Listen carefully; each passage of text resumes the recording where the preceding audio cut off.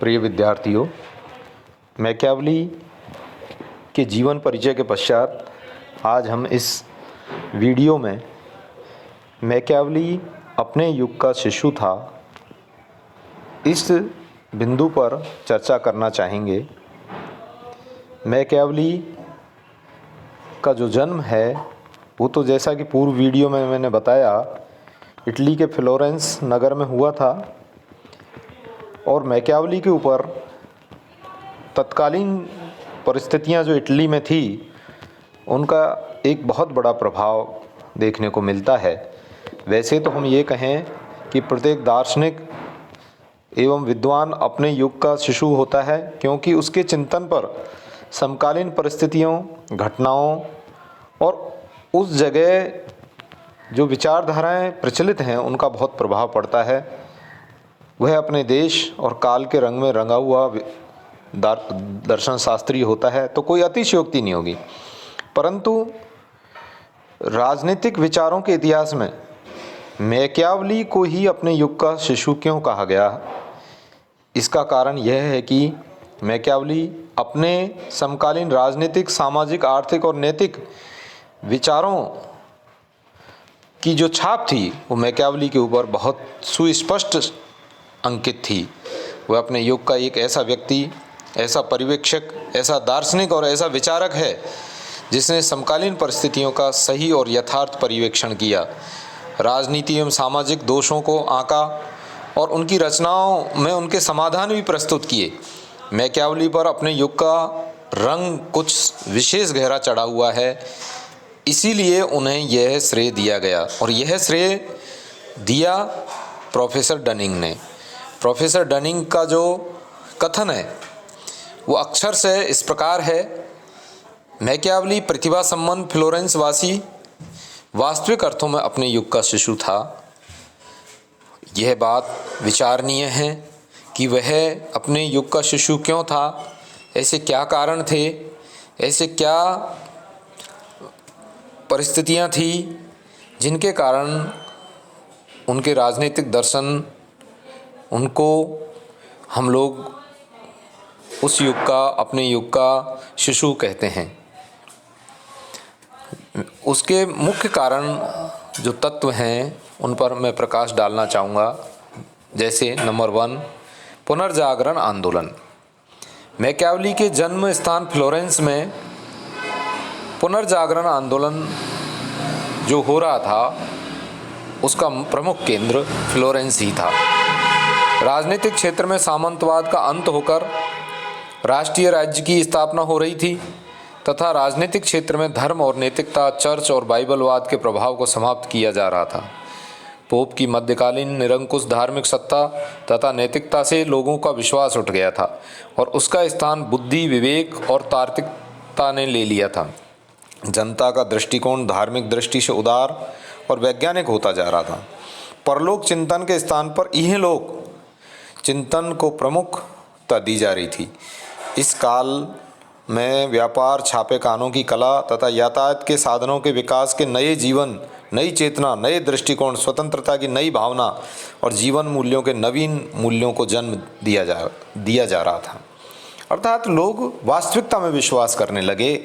व्यक्ति का महत्व, उसके सौंदर्य, बौद्धिक तर्कवाद और सांसारिक मर्यादा का निरूपण, उद्गमता पद्धति का अनुसरण, राष्ट्रीयता की भावना का नेतृत्व तथा पारलौकिक इस जो वस्तु हैं उनके स्थान पर लौकिक उद्देश्यों की उपलब्धि का औचित्य आदि इतने सारे तथ्य जिनका समर्थन मैकियावेली ने अपने विचारों और कृतियों में किया, ये सारे सिद्धांत पुनर्जागरण युग की देन है। अर्थात पुनर्जागरण जो आंदोलन हुआ था उसका मैकियावेली के ऊपर स्पष्ट रूप से छाप देखने को मिल सकती है, प्रभाव देखने को मिल सकता है। नंबर 2, शक्तिशाली निरंकुश राजतंत्रों की स्थापना।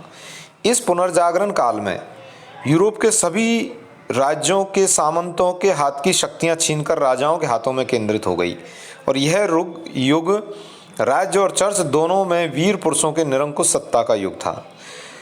इस प्रकार हम देखते हैं कि राजतंत्रों की पुनर्स्थापना की घटनाओं का भी मैकियावेली पर पर्याप्त प्रभाव पड़ा। उसने प्रिंस और डिस्कोर्सेस जो अपनी पुस्तक थी उनमें इस प्रकार की अभिव्यक्ति स्पष्ट रूप से देखने को मिल सकती है। नंबर 3 है इटली का राजनीतिक विभाजन और उसकी दुर्दशा। जैसा कि आपको विदित है कि तत्समय इटली 5 राज्यों में बटा हुआ था। नेपल्स राज्य, मिलान का राज्य, रोमन चर्च का क्षेत्र, वेनिस गणराज्य और फ्लोरेंस का गणराज्य।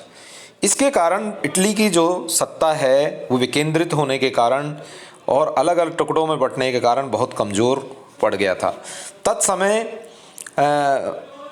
मैकियावेली ने इंग्लैंड, फ्रांस और स्पेन के राष्ट्रीय एकीकरण को देखा तो उसके भी मन में एक राष्ट्रभक्ति की भावना जागृत हुई। मैकियावेली एक सच्चा देशभक्त था और इस संबंध में उसने फ्रांस का प्रत्यक्ष अनुभव किया। वह फ्रांस की भांति एक शक्तिशाली राष्ट्रीय राजा की अध्यक्षता में इन राज्यों का एकीकरण करना चाहता था ताकि वह एक तरफ तो देश की अराजकता व अशांति स्थिति पर काबू पाया जा सके और दूसरी तरफ विदेशी आक्रमणों से देश की रक्षा हो सके। इसी उद्देश्य से उसने प्रिंस की रचना की। इस प्रकार से वह इटली के एकीकरण को चाहता था। नंबर 4 इटालियन समाज की दुर्दशा। मैकियावेली के समय इटालियन समाज की बड़ी दुर्दशा थी। लोगों में किसी प्रकार के मूल्य नहीं रहे, नीति परायणता, ईमानदारी, देशभक्ति का अभाव होता जा रहा था, भ्रष्टाचार, दलबंदी, स्वार्थपरकता का बोलबाला था। यद्यपि बौद्धिक प्रतिभा के परिपूर्ण व्यक्तियों की भी बहुत कमी थी, किंतु नैतिक दृष्टि से उसका पतन भी हो चुका था। स्वयं पोप का चरित्र अपवित्रता की सीमा लागने लगा था। साधारण नागरिक पैसा लेकर अनुचित काम करने के लिए भी तैयार हो जाते थे। उनके व्यवहारिक राजनीति को स्थान देते हुए मैकियावेली ने यह मत व्यक्त किया कि राजा का एकमात्र उद्देश्य देश को सबल बनाना और उसे संगठित करना है। अपने इस महान और पवित्र उद्देश्य की प्राप्ति के लिए राजा उचित अनुचित सभी प्रकार के साधन अपना सकता है। अर्थात राजा का मुख्य उद्देश्य राज्य की रक्षा करना और उसको संगठित और एकत्रित रखना है। नंबर 5 धर्म और नैतिकता। 14वीं सदी में पोप के विश्व साम्राज्य का स्वप्न नष्ट हो चुका था।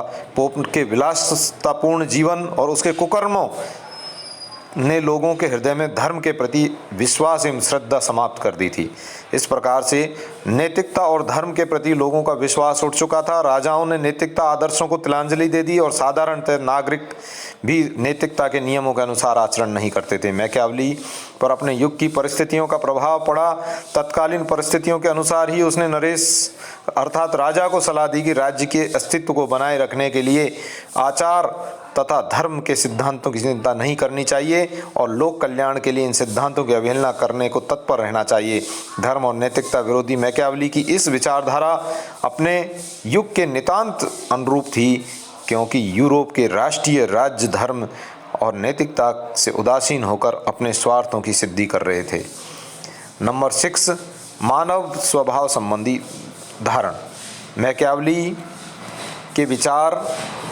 ने विचार व्यक्त किया कि न तो मनुष्य में ईश्वरीय गुण है और न नैतिक प्राणी है वह एक जानवर है और जानवरों की चालाकी और खूंखार प्रवृत्ति उसमें दिखाई देती है। इस प्रकार मुख्य तत्व आपके सामने मैंने रखने का प्रयास किया है, जिसके कारण मैकियावेली को अपने युग का शिशु कहा जा सकता है। और ये जो बातें मैंने आपको निवेदन की हैं, इन सब बातों का उल्लेख मैकियावेली ने अपनी जो पुस्तक है the Prince, the discourses, the Levi, इनमें उल्लेख किया है और उनको स्पष्ट रूप से देखा जा सकता है। इस प्रकार यह स्पष्ट है कि मैकियावेली का चिंतन उसमें युग के विद्यमान परिस्थितियों से बहुत गहरे रूप में प्रभावित था और इसलिए प्रोफेसर डनिंग, मैं अंडरलाइन करना चाहूँगा, प्रोफेसर डनिंग द्वारा उसे अपने युग का शिशु कहा गया। कई बार ये प्रश्न परीक्षाओं में पूछा जा सकता है, ऑब्जेक्टिव टाइप क्वेश्चंस में भी पूछा जा सकता है या इस कोटेशन को कोट करके भी पूछा जा सकता है कि मैकियावेली को प्रथम तय किसने अपने युग का शिशु कहा, तो वो उसका आंसर होगा प्रोफेसर डनिंग। तो प्रिय विद्यार्थियों, इस प्रकार से हम लोग मैकियावेली के अपने युग के शिशु होने को प्रमाणित कर सकते हैं, सत्यापित कर सकते हैं।